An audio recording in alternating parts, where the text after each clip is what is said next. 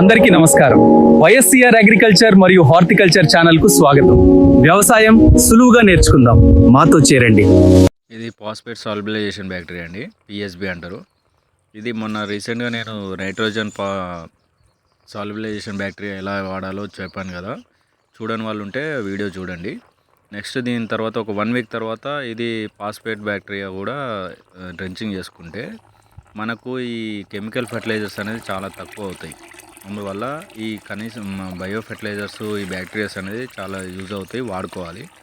ఈ రెండు phosphorus and nitrogen మొక్క చిన్న ఉన్న దశలోనే వాడుకొని ఒక పొటాషియం బ్యాక్టీరియా ఒకటి మనం ఏదైతే మొగ్గ దశలో స్టార్ట్ అవుతుందో ఆ టైంకి మనం పొటాషియం బ్యాక్టీరియా ఎక్కించుకోవాలి. ఈ రెండు ముందే ఎక్కించుకోవాలి. 10 days 15 days మొక్క స్టార్ట్ అయినాక 1 వీక్ గ్యాప్ తోటి రెండింటిని ఎక్కించుకుంటే మనం ఈ కెమికల్ ఫెర్టిలైజర్స్ అనేది చాలా తగ్గుతాయి. లోపల కరగని మొక్కకు అందియలేని సిచ్యువేషన్లో ఉన్న ఏ ఫాస్ఫరస్ అయినా నైట్రోజన్ అయినా ఈ బ్యాక్టీరియా మొక్కలకు మంచిగా దాన్ని స్థిరీకరించి అందిస్తుంది. కాబట్టి ప్రతి రైతు దీన్ని వాడుకోవాలి.